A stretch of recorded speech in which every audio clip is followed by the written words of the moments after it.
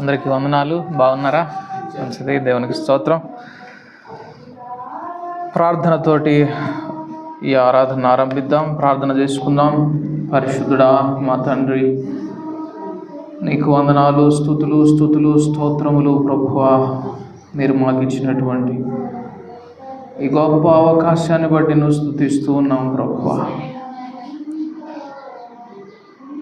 ఇక ముందు మేము ఎలాగ నిన్ను ఆరాధించగలము మాకు తెలియదు, కానీ సమయం ఉండగానే ప్రభువా మేము నిన్ను హృదయమంతటితోనూ ఆత్మతోనూ సత్యముతోనూ ఆరాధించున్నట్లు ప్రభువా మమ్మను మీరు సిద్ధపరచండి. సమయమును సద్వినియోగము చేసుకునే వారిమిగా ప్రభువా, నీ మాటలను మా హృదయమందు భద్రము చేసుకునే వారిమిగా మీరు మమ్మలను సిద్ధపరచండి. నీ వాక్యమును విని గైకొనే వారిమిగా ప్రభువా మమ్మలను మీరు చేయండి. నీ ఆత్మ ద్వారా సమస్తమును మీరు జరిగించండి. నీ నామము మాత్రమే మహిమపరచబడినట్లు ప్రభువా మీ కార్యమును మా మధ్య మీరు జరిగించమని మా హృదయములను ప్రభువా మీకు అప్పచెప్పుకుంటున్నాం. అంతరింద్రియములను పరిశోధించు దేవుడవు నీవు, మీరు మాతో మాట్లాడండి, మమ్మను సిద్ధపరచమని యేసు నామమందు ప్రార్థించి అడిగి వేడుకుంటున్నాము తండ్రి, ఆమేన్. మత్తయి సువార్త 24వ అధ్యాయము 3వ వచనం నుండి. ఆయన ఒలీవ కొండ మీద కూర్చుండి ఉన్నప్పుడు శిష్యులు ఆయన యొద్దకు ఏకాంతముగా వచ్చి, ఇవి ఎప్పుడు జరుగును?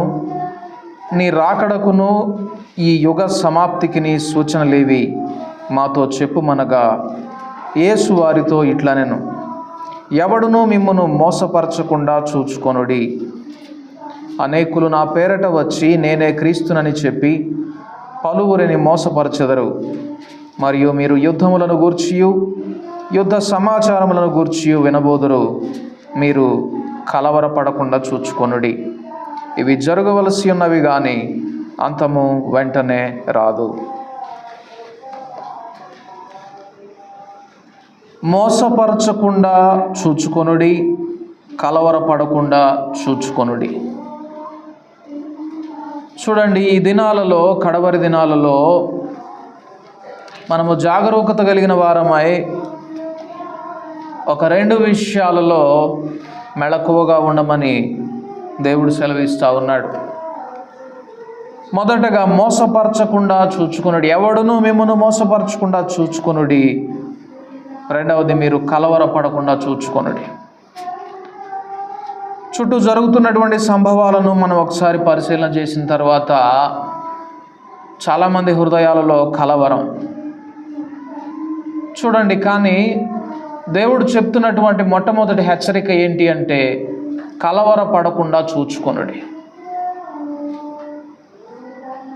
ఎప్పుడైతే కలవరపడతామో మనము దేవుని మాటను మీరిన వారం అవుతాం, దేవుని యొక్క గొప్ప రక్షణను పోగొట్టుకున్న వారం అవుతాం. మోసపరచకుండా చూచుకొనుడి. మనము దేవుని వాక్యాన్ని విని గైకొనకుండా, లోబడకుండా విడిచిపెట్టినట్లయితే we are better fit to be deceived. మనం మోసపరచబడడానికే సిద్ధపడినటువంటి వారం. గనుక దేవుని వాక్యాన్ని విని లోబడడాన్ని నేర్చుకుందాం. దేవుని వాక్యానికి అవిధేయత చూపించే వారిగా ఉండకూడదు. దేవుని వాక్యం దేవుని పని, దేవుని వాక్యం తన పని తను చేసుకుంటూ పోతుంది, మన పని మనం చేసుకుంటూ పోదాం అనుకుంటే మనమే మోసపరచబడేవారు. కాబట్టి జాగ్రత్త కలిగి ఉందాం. ఈ దినాలలో కలవరాన్ని అస్సలు మన హృదయాల్లోనికి రానివ్వద్దు. మీ తలలెత్తుకొనుడి, మీ విడుదల సమీపించి ఉన్నది. ఈ సంభవాలు ఎప్పుడైతే అధికమవుతూ ఉంటాయో దేవుని రాకడ సమీపం అవుతుందని చెప్పని, మన విడుదల సమీపం అవుతుందని చెప్పని తల ఎత్తుకొని ధైర్యంగా మరి ఉత్సాహంతో దేవుణ్ణి ఆరాధించేవాడుగా క్రైస్తవుడు తయారవ్వాలి. గనుక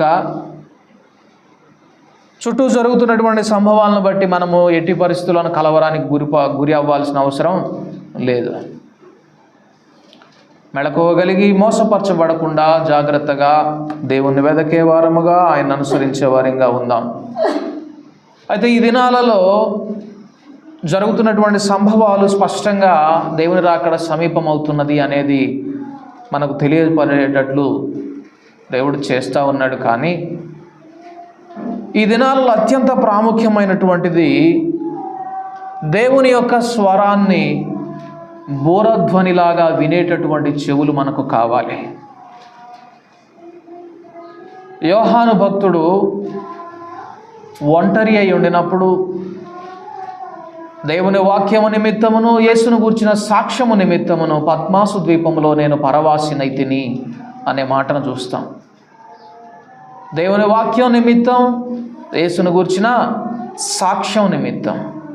ఇక్కడ గమనించండి, సాక్ష్యము, దేవుడు మనలను పిలిచింది, మీరు నాకు సాక్షులుగా ఉందురు. సాక్ష్యము అనే దానికి పర్యాయ పదం ఏంటి అంటే ప్రూఫ్, ఎవిడెన్స్, రుజువు అని అర్థం. మీరు నాకు రుజువుగా ఉందురు, మీరు నాకు ఎవిడెన్స్గా ఉందురు, మీరు నాకు ప్రూఫ్స్గా ఉందురు. నిజమేనా?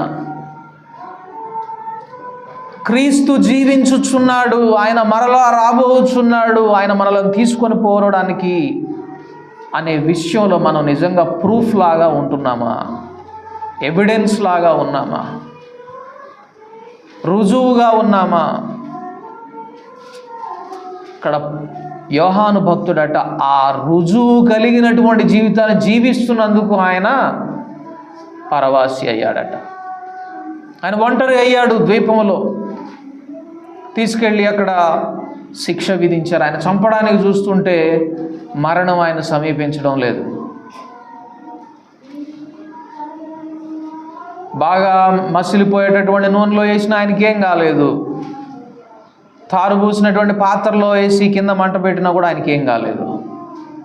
వెంటనే అప్పట్లోనే శిష్యులు ఉన్న కాలంలోనే ఈ యోహాను భక్తుని కూర్చున్నటువంటి బాగా నానుడి అయినటువంటి మాట ఏంటి అంటే, ఈయన నేను వచ్చు వరకు ఉంటే నీకేంటి అంటే ఈయన చచ్చిపోడు అనే మాట బాగా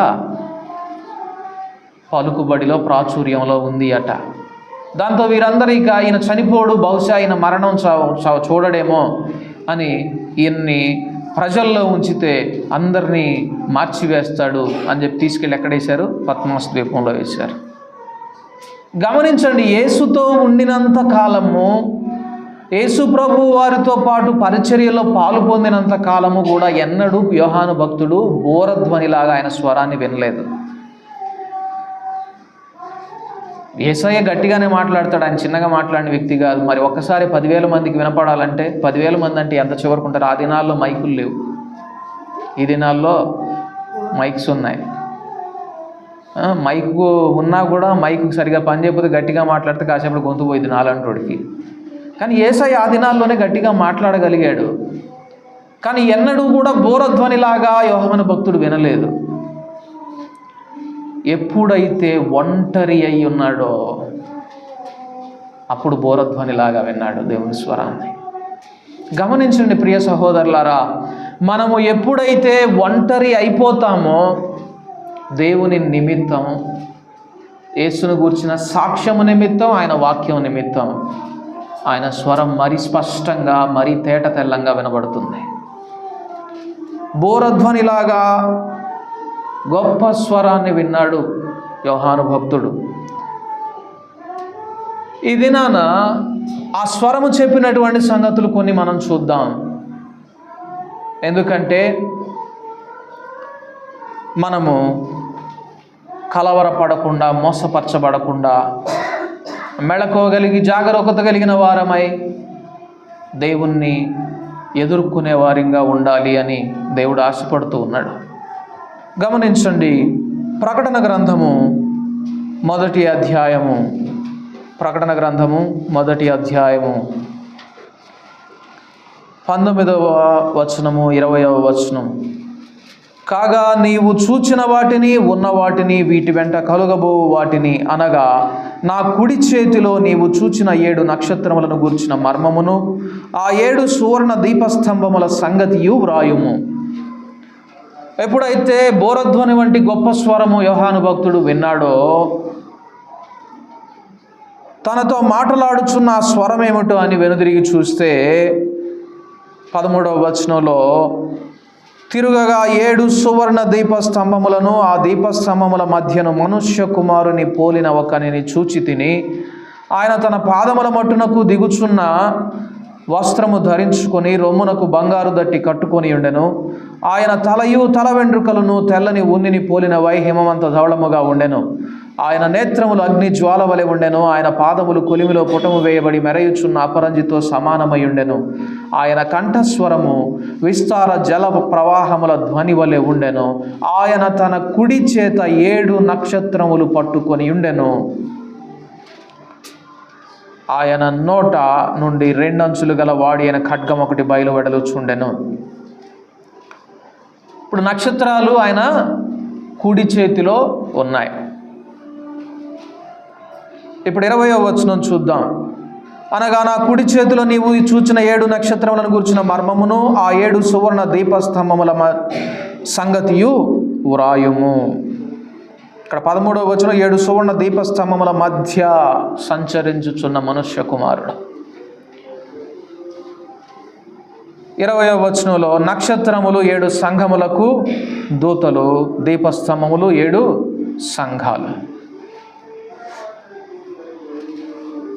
7 సంఘాల యొక్క దూతలేమో ఆయన కుడి చేతిలో ఉన్నారు.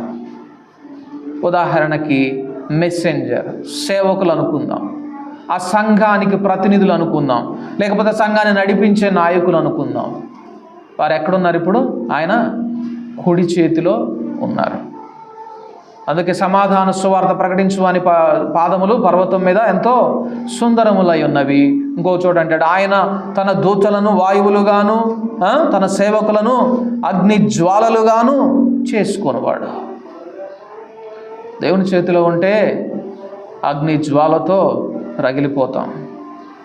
సరే, కుడి చేతిలో నక్షత్రాలుగా దేవుని సంఘానికి రిప్రజెంటేటివ్స్గా, దూతలుగా, లేకపోతే దేవుని సంఘ నాయకులుగా ఉన్నారట ఆయన కుడి చేతిలో. దేవుని కుడి చేతిలో ఉంటే ఎంత గొప్ప భాగ్యం. నేను దేవుని చేతిలో ఉన్నానండి అని మనం సాక్ష్యం ఇస్తాం. ఏమో అంతా దేవుని చేతిలో పెడుతున్నాను అని ఊతపదంగా మాట్లాడతాం. చూడండి, ఇక్కడ ఈ నక్షత్రాలు అనగా దేవుని సంఘ దూతలు ఆయన కుడి చేతిలో ఉన్నారు. బట్ కానీ అనేది చూస్తాం, వారిలో పరిపూర్ణత లేనట్లుగా చూస్తాం. దేవుని చేతిలో ఉంటే నీ భక్తి పరిపూర్ణమైనట్లు కాదు. ప్రియ సహోదరులారా, ఇక మీదట ఎన్నడూ ఆ మాట చెప్పవద్దు. నేను దేవుని చేతిలో పెట్టుకున్నాను, దేవుని చేతిలో ఉన్నాను. ఏమో మనం అందరం దేవుని చేతిలో ఉన్నాం. ఆయన ఇష్టం వచ్చినట్టు నడిపిస్తాడు. మనం సింపుల్గా అనేస్తున్నాం. అది మంచిదే, కానీ ఇక మీదట అలా అనవద్దు. దానికంటే నువ్వు ఇంకొక దానికి ప్రాధాన్యత ఇవ్వాలి. అదే ఇక్కడ చెప్తా ఉన్నాడు ఎఫెసు సంఘానికి రాస్తూ. ఆ ఎఫెసు సంఘానికి రాస్తున్నటువంటి ఆ ఇంట్రడక్షన్లో చూడండి, ఆ పరిచయంలో ఎఫెసులో ఉన్న సంఘపు దూతకు ఇలాగు వ్రాయుము, 7 నక్షత్రములు తన కుడి చేత పట్టుకొని 7 దీపస్తంభముల మధ్య సంచరించువాడు చెప్పు సంగతులేవనగా. తన సేవకులను తన కుడి చేతిలో పట్టుకొని సంఘాల మధ్య సంచరించేటటువంటి వాడు చెప్పుచున్న సంగతులేంటి? వారిలో ఈ ఎఫెస్ అనే సంఘం కూడా ఉన్నది. ఆయన కుడి చేతిలో ఉండినటువంటి వారిలో ఈ ఎఫెసు సంఘ దూత ఒకడు. నేను దేవుని చేతిలో ఉన్నానులేండి, సమస్తం ఆయన చేతులకు అప్పగించుకుంటున్నాను అని మనల్ని మనం సంతృప్తి పరుచుకునే వారమైతే బహుశా ఈ ఎఫెసు సంఘం లాగే ఉండి ఉండవచ్చు, లేకపోతే ఈ ఎఫెసు సంఘపు దూత వలె మనం ఉండి ఉండవచ్చు. ఇక్కడ సమస్య ఏంటంటే, దేవుని చేతిలో ఉండడం అనేది గొప్ప ఆధిక్యత అనే దానికంటే దేనికి ప్రాముఖ్యత ఇస్తూ ఉన్నాడు అంటే, నీవు ఏ స్థితిలో నుండి పడితివో మొదట నీకుండిన ప్రేమను నీవు వదిలితివి. నీవు దేవుని చేతిలో నువ్వు పెట్టుకోవడం కంటే కూడా మొదట్లో ఆయన నువ్వు ప్రేమించినట్లుగా ప్రేమించడం అనే దానికి దేవుడు ఎక్కువ ప్రాధాన్యత ఇస్తా ఉన్నాడు. నీవు రక్షింపబడిన దినాలలో దేవుని నువ్వు ఎలాగ ప్రేమించావు? ఇక్కడ ఆశ్చర్యకరంగా కొంచెం ఈ వచనాలు మనం చదువుకుందాం. దేవుడు ఒక ఆశ్చర్యకరమైనటువంటి విషయాన్ని చూపిస్తూ ఉన్నాడు. నీ క్రియలను, నీ కష్టమును, నీ సహనమును నేను ఎరుగుదును. నీవు దుష్టులను సహింపలేవనియు, అపొస్తలులు కాకయే తాము అపొస్తలులమని చెప్పుకుని వారిని పరీక్షించి వారు అబద్ధికులని నీవు కనుగొంటివనియు, నీవు సహనము కలిగి నా నామము నిమిత్తము భారము భరించి అలయలేదనియు నేను ఎరుగుదును. అయినను మొదట నీకుండిన ప్రేమను నీవు వదిలితివని నేను నీ మీద తప్పు ఒకటి మోపవలసి ఉన్నది.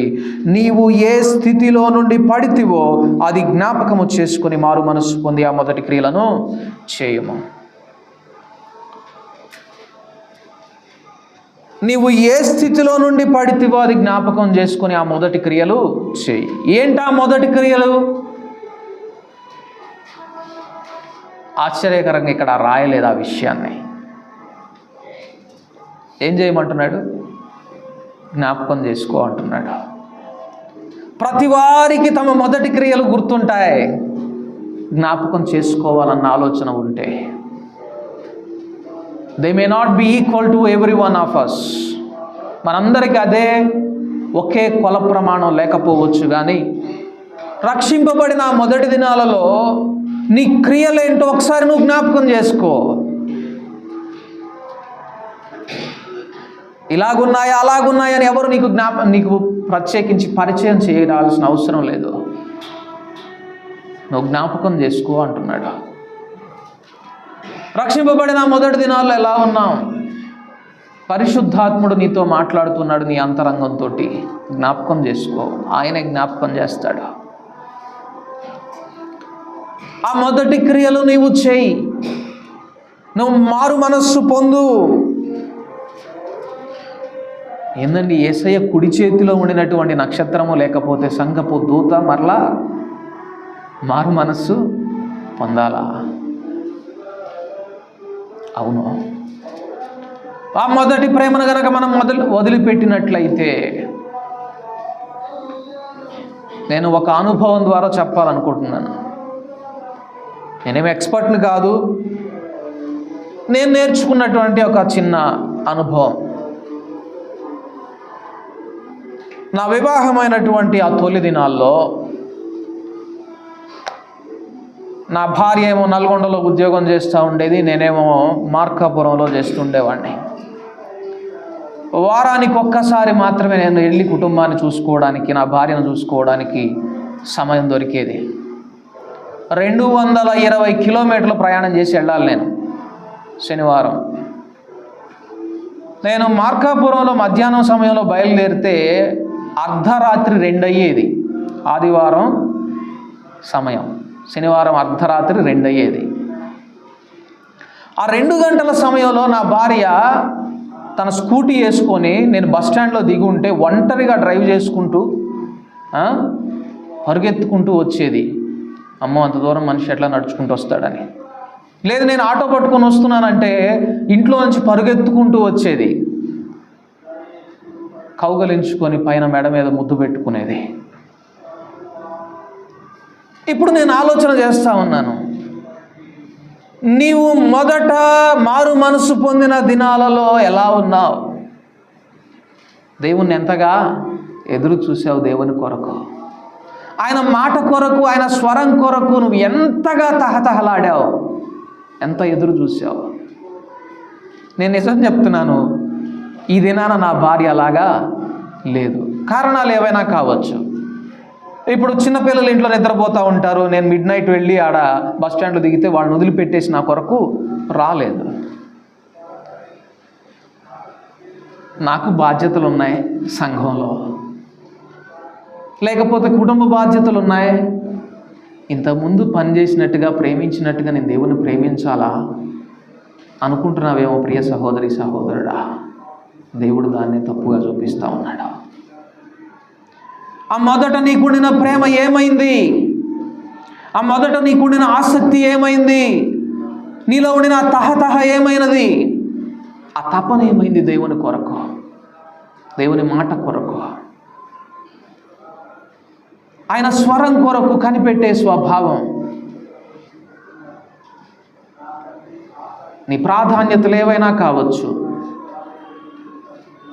నీకుండిన బాధ్యతలు ఏవైనా కావచ్చు, ఆయన మొదటి ప్రేమ కేవలం క్రీస్తుతోనే, ఆయన కొరకే, ఆయన స్వరం కొరకే. అయ్యో మిడ్ నైట్ అర్ధరాత్రి ఒంటరిగా నేను వెళ్తుంటే ఎవడైనా అడ్డగించి నా మీద దాడి చేస్తాడేమోననే భయం కూడా లేదు. నా పురుషుని నేను చేరుకోవాలి, నా క్రీస్తుని నేను చేరుకోవాలి. కలవరము, భయము లేదు. ఈ అంత్య దినాలలో అనేకులు కలవరపరచుట వలన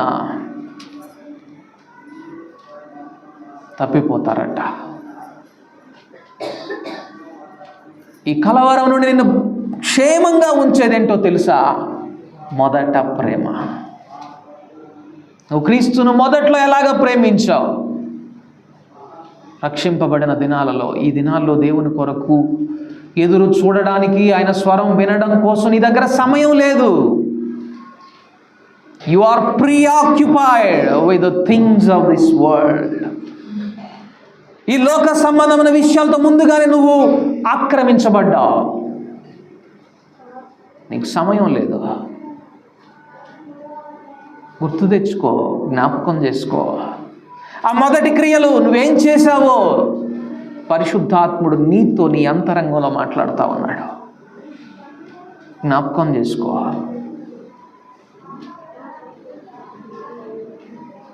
నీ క్రియలను, నీ కష్టమును, నీ సహనమును నేను ఎరుగుదును.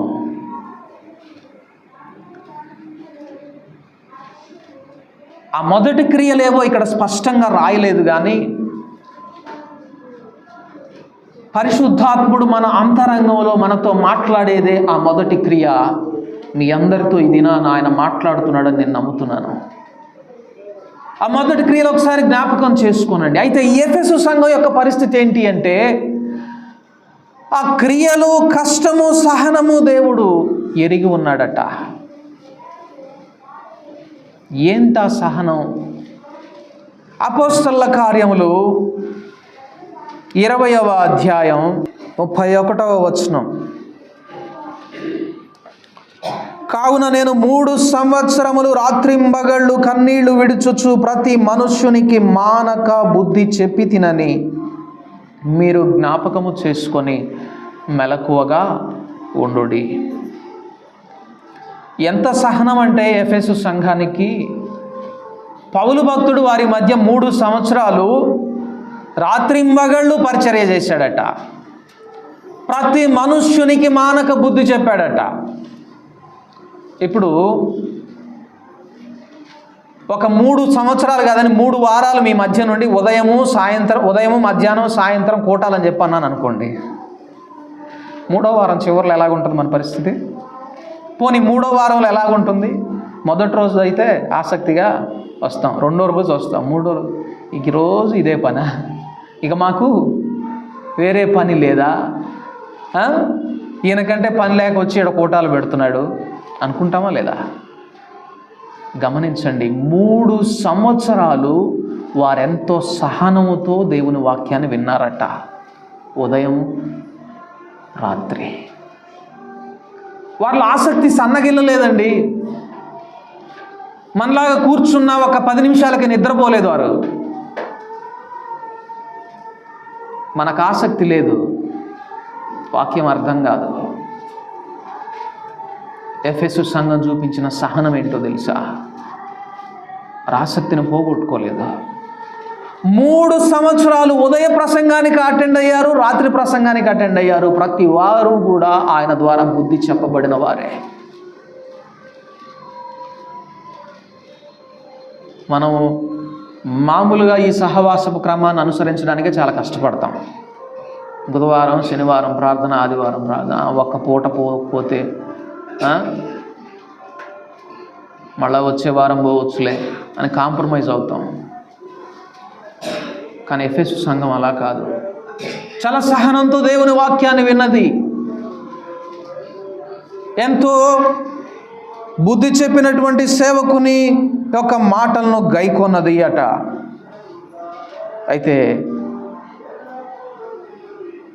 ఎప్పుడైతే పౌలు భక్తుడు ఆ సంఘాన్ని విడిచిపెట్టాడో క్రూరమైన తోడేళ్ళు వారిలోకి ప్రవేశించారట. వారు మందను కనికరింపరు మరియు శిష్యులను తమ వెంట ఈడ్చుకొని పోవాలని వంకర మాటలు పలుకు మనుష్యులు వారిలోనే బయలుదేరారట. దీనికి అంతటికి కారణం ఏంటో తెలుసా? ఆ మొదటి ప్రేమను వదిలిపెట్టడం, ఆ మొదట కనుబరిచిన ఆసక్తిని కనుబరచకపోవడం, ఆ మొదట చూపించిన సహనాన్ని చూపించకపోవడం, ఆ మొదట ఇచ్చిన ప్రాధాన్యతను దేవునికి ఇవ్వకపోవడం. ప్రియ సహోదరులారా, ఈ కడవరి దినాలలో నేను దేవుని కుడి చేతిలోనే ఉన్నానండి, దేవుడు మా మధ్య ఉన్నాడు. ఇక్కడ దేవుడు రాస్తున్న ఈ లేఖ, కుడి చేతిలో నక్షత్రాలు ఉన్నాయి, దేవుని సంఘ దూతలు ఉన్నారు, ఆ సంఘాల మధ్య ఆయన ఉన్నాడట. దేవుడు మన మధ్య ఉంటే ఇంకంతకు మించి ఏం కావాలి? ఎస్, ఉంది, అవసరత ఉన్నది. దేవుడు మన మధ్య ఉండినా కూడా లోపాలు ఉండే అవకాశం ఉన్నది. దేవుని కుడి చేతిలో ఉన్నా కూడా లోపాలు ఉండే అవకాశం ఉన్నది. దాన్ని దేవుడు ఇక్కడ ఎత్తి చూపిస్తున్నాడు. నీ క్రియలు, నీ కష్టం, నీ సహనం నేను ఎరుగుదును. మొదట ఉండిన ప్రేమ నీలో లేదు. నీవు మారు మనసు పొందు మరలా, లేకపోతే నేను నీ దీపస్తంభాన్ని నీ దగ్గర నుంచి తీసేస్తానంటే, నువ్వు ఒకవేళ ఒక సంఘాన్ని నడిపించే నాయకుడు అయితే నీ యొద్ద నుండి నేను సంఘాన్ని తీసివేస్తాను. పౌలు భక్తుడు అంటాడు, నా ఆనందము నా కిరీటము నయున్న నా ప్రియులారా అంటాడు. ఒక దేవుని సేవకునికి కిరీటం, బహుమానం, ఆనందం ఏంటో తెలుసా? సంఘమే. దాన్నే దేవుడు తీసేస్తానంటున్నాడు. ఎందుకో తెలుసా? ఆ సంఘంలో మొదటి ప్రేమ, మొదట కనబరిచిన ఆసక్తి, మొదట ఉండిన ప్రాధాన్యత లోపించినాయి. దీనికంతటికి కారణం ఏంటంటే వాళ్ళు డైవర్ట్ అయ్యారు, వాళ్ళు ప్రక్కదారికి పట్టారు. ఏంటది అంటే, దుష్టులను సహింపలేవనియు అపొస్తలులు కాకయే తాము అపొస్తలులమని చెప్పుకొని వారిని పరీక్షించి వారు అబద్ధికులని నీవు కనుగొంటివనియు, యేసయ్యకు ప్రథమ ప్రాధాన్యత ఇచ్చి ఆయనను మాత్రమే ప్రేమించే ఆ లక్షణం నుండి దేంట్లోకి డైవర్ట్ అయ్యారో తెలుసా? అసలు మనకు చెప్తున్నోడు సరైనటువంటి బోధ చెప్తున్నోళ్ళేనా? వీళ్ళు అపోస్తలులేనా? వీరు నిజంగా దేవుని సంబంధికులేనా? వీరు దుష్టులా అని పరీక్షించి వాళ్ళ మీద ఫోకస్ ఎక్కువ పెట్టారు యేసయ్య మీద కంటే. గమనించండి, ఎప్పుడైతే సంఘాలలో ఇటువంటి బోధలు వస్తాయో, వాడు దుష్టుడు, వాడు నిజమైనటువంటి దేవుని సేవకుడు కాదు అనేటటువంటి ప్రకటన సంబంధమైనటువంటి పరిచర్య ఎప్పుడైతే సంఘంలో ఆరంభం అవుతుందో, వారి భక్తి డైవర్ట్ అవుతుంది, వారి ఆత్మీయ స్థితి ప్రక్కదోవబడుతుంది. ఇక్కడ ఎఫెస్లో జరిగింది అదే. మంచిదే, దేవుని వాక్య ప్రకారంగా నీవు విన్న సంగతులు ఉన్నాయా లేవా అని దేవుని వాక్యంలో నువ్వు పరిశీలన చేసుకోవడం మంచిదే. But do not be quick enough to judge others. కానీ ఇతరులను త్వరపడి వీరు దుష్టులా, దేవుని సంబంధికులా అని తీర్పు తీర్చడానికి నువ్వు ఎక్కువ ప్రాధాన్యత చూపించొద్దు. నువ్వు చూపించవలసిన మొదటి ప్రాధాన్యత ఏంటి? ఆయన్ను ప్రేమించడం, ఆయన హత్తుకొనడం, ఆయన స్వరాన్ని వినడం. ఈ దినాల్లో నాకు కూడా ఈ అనుభవం కావాలి ప్రభువా, యోహాను భక్తుని వలె నేను బోరధ్వనిలాగా నీ స్వరం వినాలి, బోరధ్వనిలాగా నీ స్వరం వినాలి. గమనించండి, బోరధ్వనిలాగా స్వరం వినబడితే పక్కకు డైవర్ట్ అయ్యేవాళ్ళు కూడా వెంటనే సరి చేసుకుంటారు. ఉదాహరణకు మనం రోడ్డు మీద వెళ్తూ ఉన్నాం, మనం వెళ్తున్నటువంటి దారిలోంచి కొంచెం పక్క లైన్లోకి వచ్చాం, వెనక నుంచి ఒక భారీ వాహనం వస్తుంది, వాడు గట్టిగా హార్న్ కొట్టాడు అనుకోండి, వెంటనే మళ్ళీ మన దారిలోకి మనం వస్తాం. ఈ ఎఫెస్సు ఆ భాగ్యాన్ని పోగొట్టుకుంది. ఎప్పుడైతే పక్కదో పడుతూ ఉన్నదో ఆత్మీయ స్థితి, ఆ బోరధ్వని వంటి స్వరం వారిలో వినపడలేదు. దేవుని స్వరం చల్లనైన మెల్లనైన స్వరం లాగా మాత్రమే వినబడుతుందా నీ హృదయానికి, లేక బోరధ్వని లాగా కూడా వినబడుతుందా? ఈ బోరధ్వని వంటి స్వరం విన్నవారమైతే మనం ఆయన ఎదుట చచ్చిన వారి వలె పడతాం.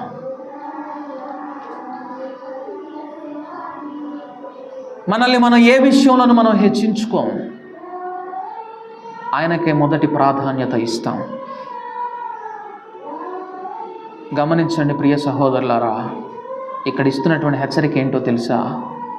నీవు మారు మనస్సు పొందితేనే సరి. ఈ హెచ్చరిక మనందరికీ వర్తిస్తుంది. దేవుని స్వరం విన్న తర్వాత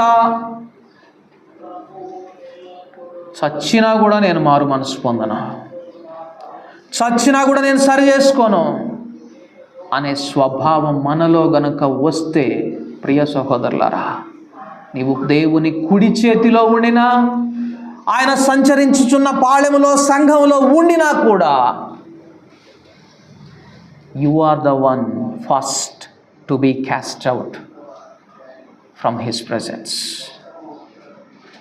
ఆయన సన్నిధిలో నుండి మొట్టమొదటిగా త్రోసివేయబడేది నీవే. కనుక జాగరూకత కలిగి ఉన్నాం, మెళకువగలిగి ఆ మొదటి ప్రాధాన్యత, మొదటి ప్రేమ, మొదటి క్రియలు ఆయన జ్ఞాపకం చేస్తున్నప్పుడు వాటిని అనుసరిద్దాం. రెండవ సంఘం చూద్దాం.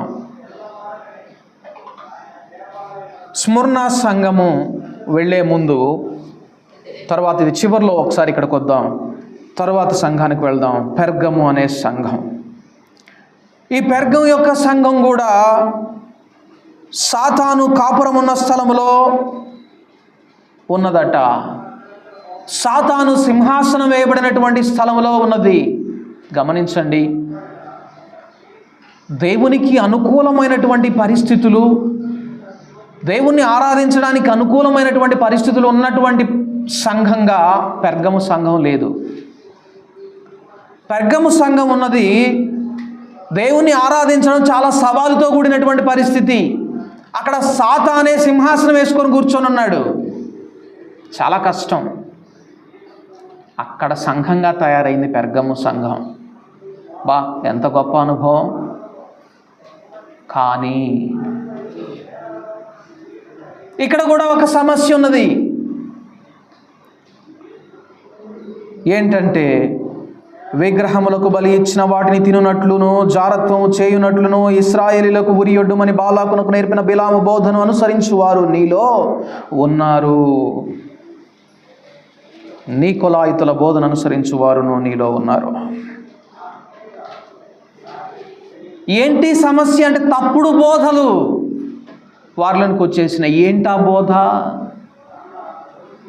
నేను గనక శపిస్తేనా అనే మాటలు మనం వింటున్నాం.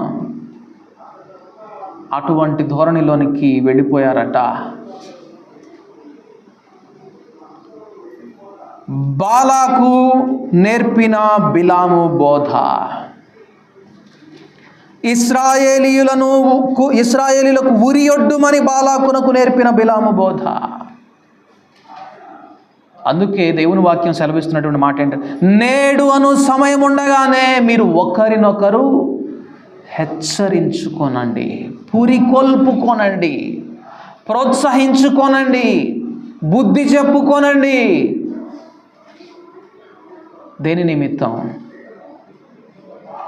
ఆయన కుడి చేతిలో ఉండిన, ఆయన మధ్యలో సంచరించున్న సంఘముగా ఉండిన, దానికి అర్హత పొందిన వారిగా మనం ఉంటున్నామా? ఎవరికైనా ఉరియొడ్డే వారిగా ఉంటున్నామా? సహోదరులకు మరి ముఖ్యంగా సహోదరులను ద్వేషించే వారిగా ఉంటున్నామా? అట్టి బోధలు ఏమైనా మనలో ప్రబలుతున్నాయా?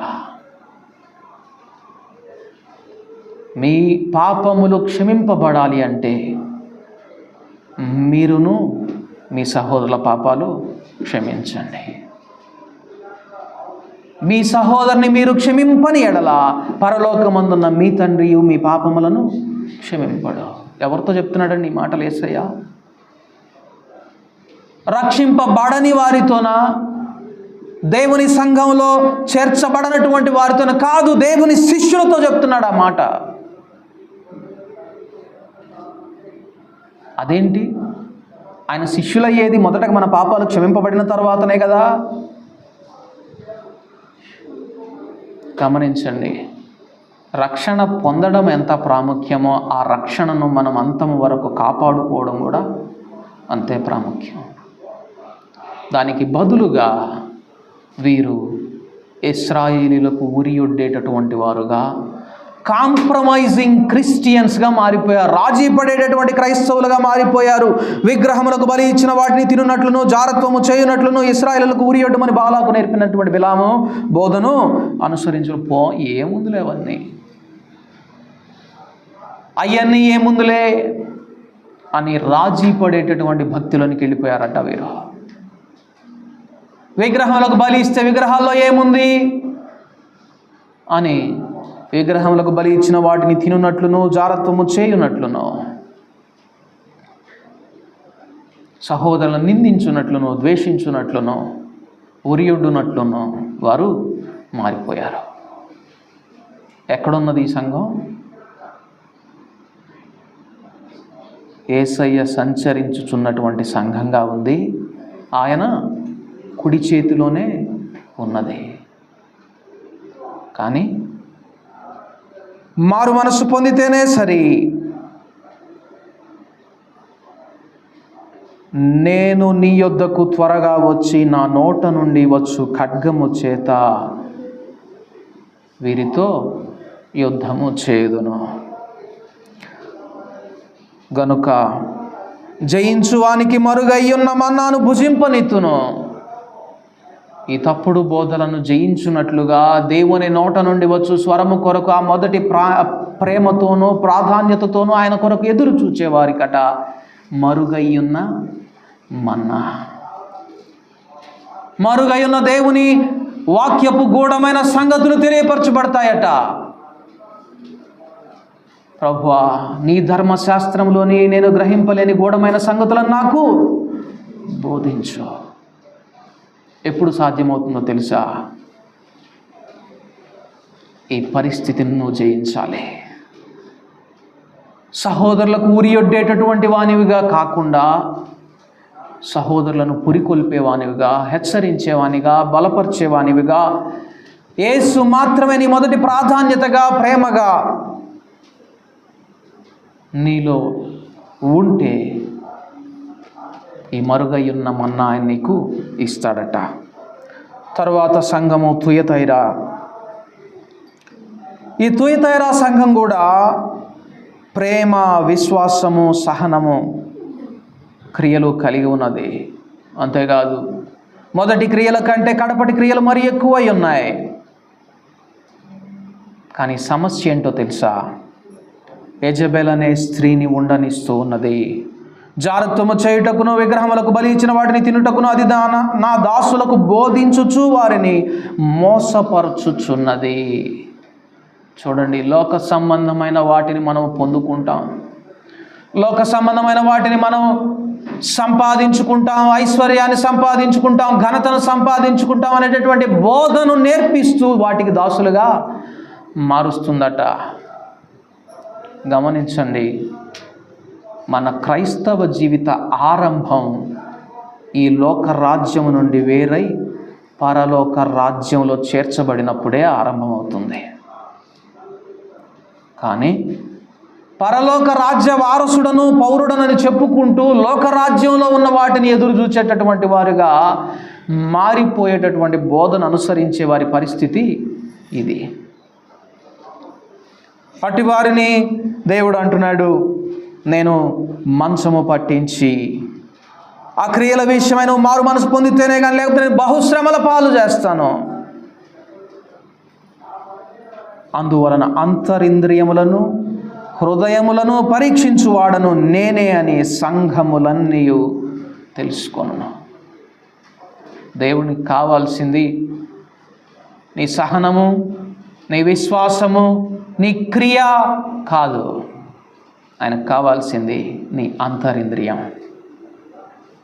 నీ అంతరింద్రియంలో, నీ అంతరంగంలో, నీ హృదయంలో మొదటి ప్రాధాన్యత దేనికి ఉన్నది? ఆయన ఆజ్ఞలను అనుసరించున్నట్లు, పురికొల్పుకొనున్నట్లు ఆయన బోధన అనుసరించేటటువంటి హృదయం నీలో ఉన్నదా? అయితే ఇక్కడ ఒక మాట అంటున్నాడు, తుయతైరాలో కడమవారైన మీతో అనగా ఈ బోధను అంగీకరింపక సాతాను యొక్క గూఢమైన సంగతులను ఎరుగమని చెప్పుకుని వారందరితో నేను చెప్పుచున్నదేమనగా, మన మధ్య ఏదో తేడా ఉన్నది, ఈ బోధ ఏదో తేడా ఉన్నది, ఈ బోధన మనం అనుసరించొద్దు అని కొంతమంది మిగిలిపోయారంట, ఒక గ్రూపు. కానీ వారికి సాతాను యొక్క గూఢమైన సంగతులు మాత్రం తెలియలేదట. అది తప్పని తెలుస్తుంది కానీ ఆ సాతాను యొక్క స్వభావాన్ని గూఢంగా తెలుసుకోలేనటువంటి వారిగా మిగిలిపోతే అంటున్నాడు, మీ మీద ఇక ఏ భారం పెట్టను, నేను వస్తున్నాను, నన్ను నేను మీకు పరిచయం చేసుకుంటాను. ఏంటి మిగిలిన తుయతైరా సంఘానికి ఈ గుంపుకున్న తేడా? వారు గుర్తించారు యెజెబెలు బోధ ఏది అని. వారు గుర్తించారు బిలాము బోధ ఏది అని. వారు గుర్తించారు విగ్రహములతో పొందు కలిగి ఉండడం ఏంటి అని. ఈ దినాల్లో చాలామందికి తమ స్వీయమే విగ్రహం అయిపోయింది.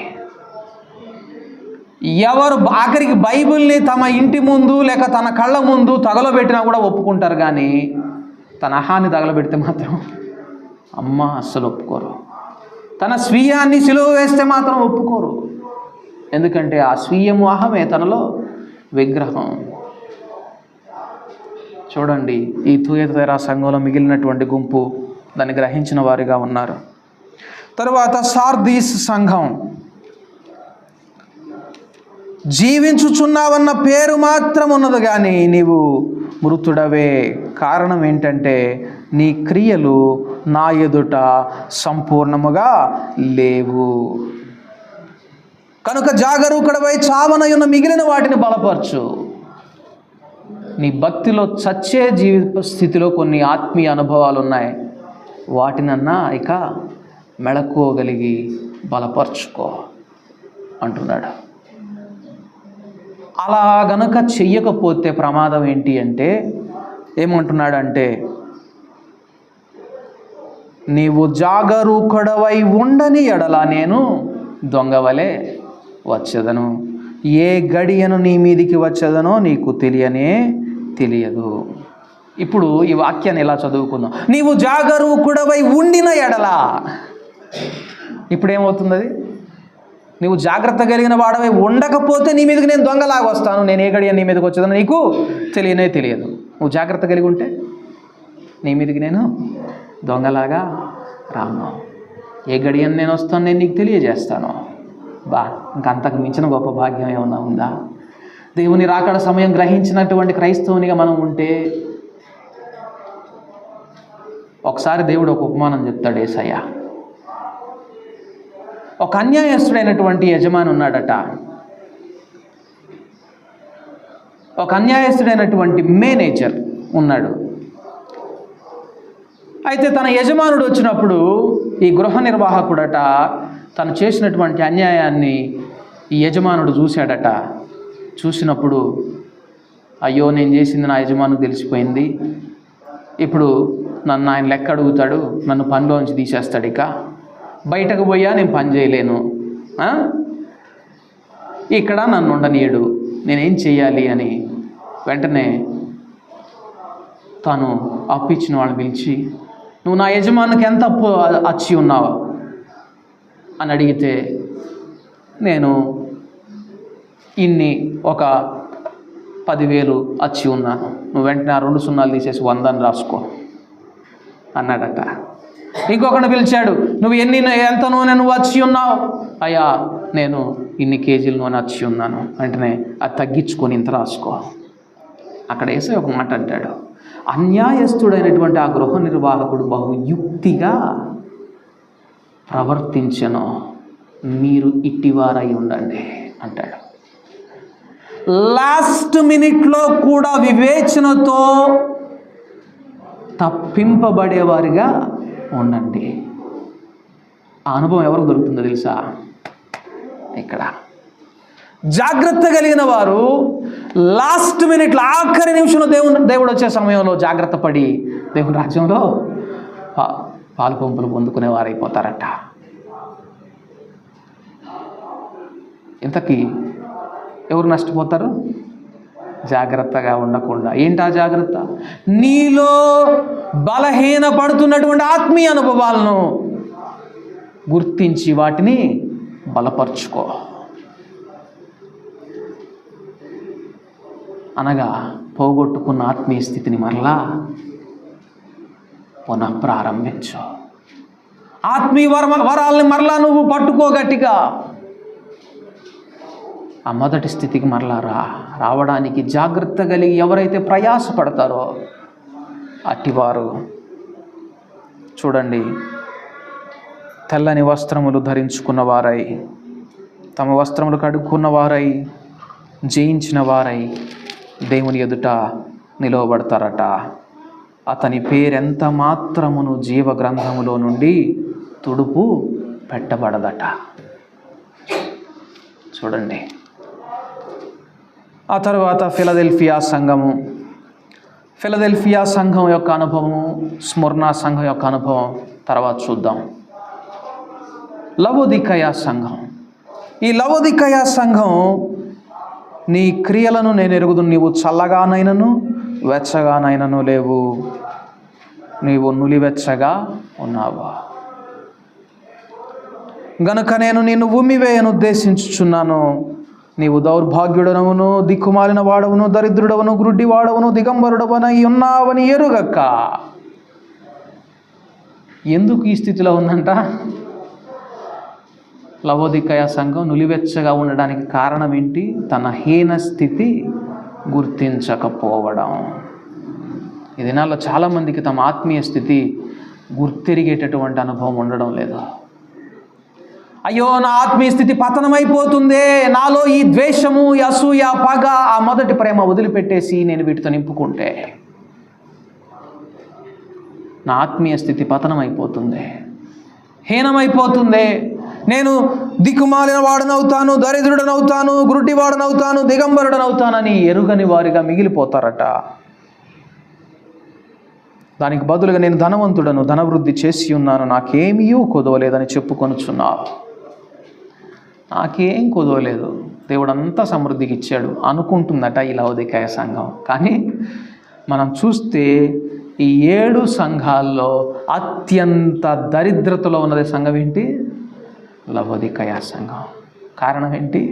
నేనే అన్ని సంఘాల కంటే సమృద్ధిలో ఉన్నాను అని భ్రమపడడం. కాబట్టి ప్రియ సహోదరులారా, మరేం చేయాలి?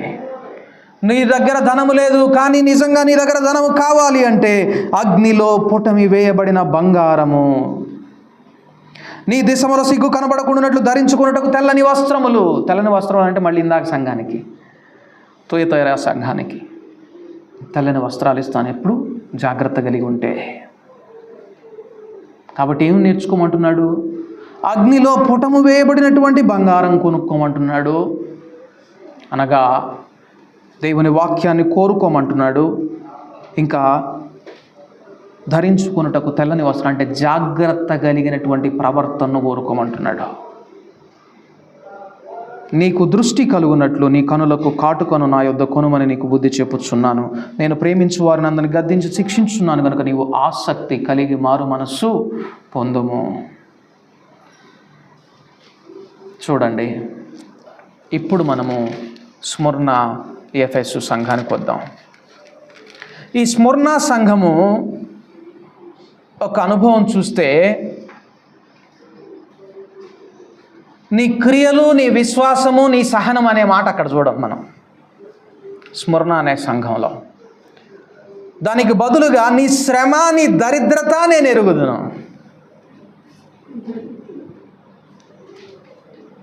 ఏంటి పరిస్థితి అంటే, తాము యూదులమని చెప్పుకొనుచు యూదులు కాక సాతాను సమాజపు వారి వలన నీకు కలుగు దూషణ నేను ఎరుగుదును.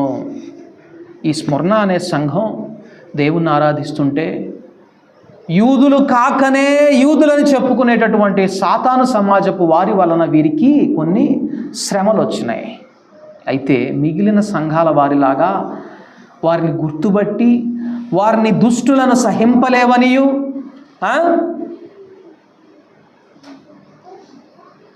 నీవు దుష్టులను సహింపలేవనియు, అపోస్తలులను అబద్ధికులను నువ్వు కనుగొంటివనియు ఈ మాట వారి విషయంలో చెప్పబడలేదు. వారు దుష్టులే. అయితే నా ఫోకస్ వారి మీద కాదు, నా దృష్టి వారి మీద కాదు, నా దృష్టి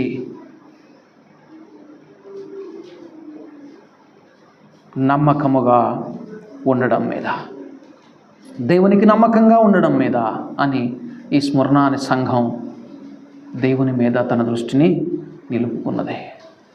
ఫలితంగా స్మరణ సంఘానికి అక్కడ దొరికింది ఏంటో తెలుసా? దరిద్రత, శ్రమ. నేనెందుకు పడాలి, నేనెందుకు నష్టపోవాలి అని ఎదురు తిరిగి మాట్లాడలేదట స్మరణ సంఘం. తన దృష్టి దేని మీద పెట్టిందో తెలుసా? ఆయనకు నమ్మకస్తునిగా నేను ఉండాలి.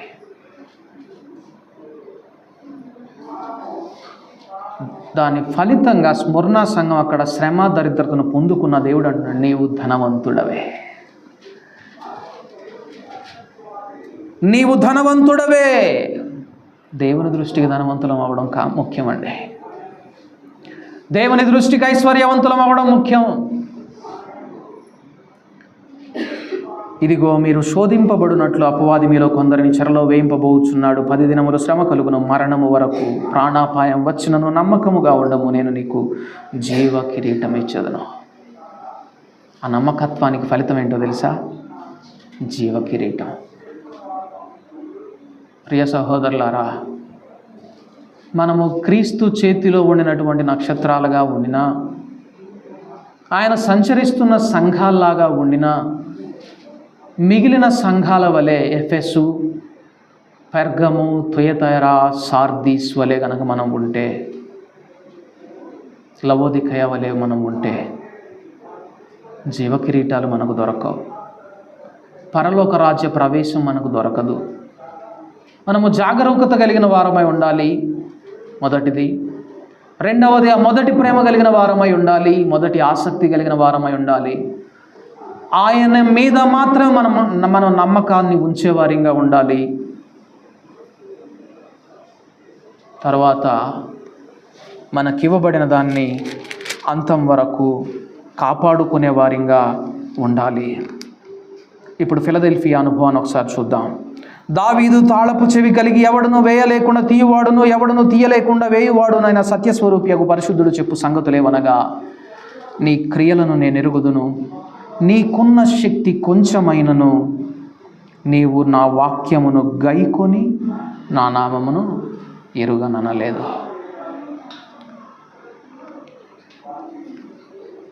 ఎవడు నా నామమును అనేకుల ఎదుట ఒప్పుకొనడో రేపు పరలోకంలో తండ్రి ఎదుట నేను వానిని ఒప్పుకొనను.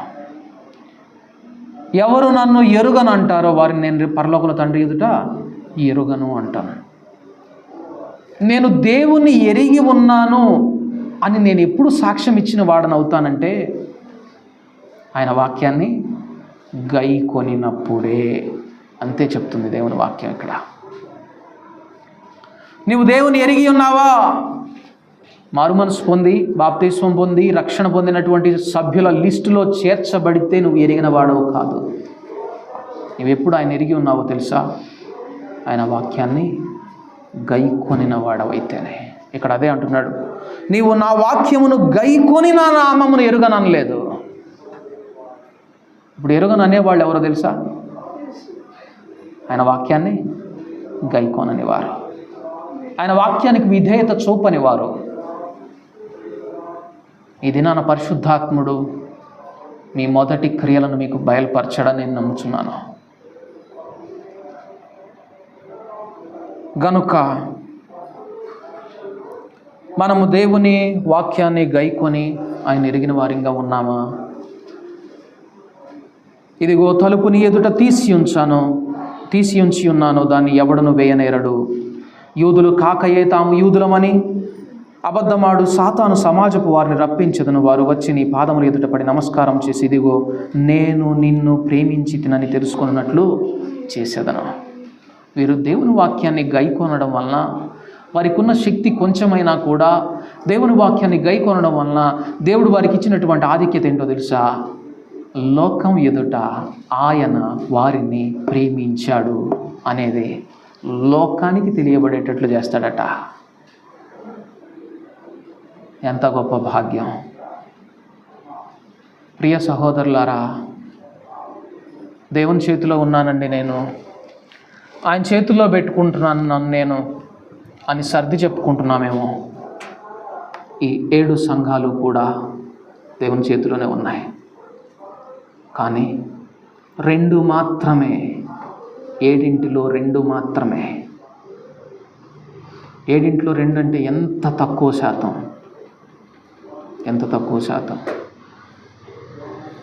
30% లోపలే.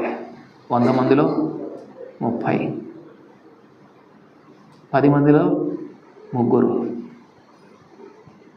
చాలా తక్కువ మంది మాత్రమే నిజంగా ఆయనతో యుగాలు ఉండే జీవితాన్ని పొందుకోబోతున్నారు. గనుక ఈ కడవరి దినాలలో బోరధ్వని వలె ఆయన పలికిన మాటలకు, ఆయన హెచ్చరించినటువంటి హెచ్చరికలకు లోబడి గైకొని మేము జ్ఞాపకము చేసుకొని ఆ మొదటి క్రియలు నీవు మరలా చేస్తే నే సరి. మారు మనసు మరలా పొందితేనే సరి. లేనట్లయితే దేవుని చేతిలో ఉండినా, దేవుడు సంచరించుచున్న సంఘంలో ఉండినా మనము బయటకు త్రోసివేయబడేవారం అవుతాం. గమనించండి, ఈ వాక్యానికి ప్యారల్ చాప్టర్, సమాంతరమైనటువంటి అధ్యాయం యెషయా గ్రంథము 51వ అధ్యాయంలో ఒకసారి చూడండి.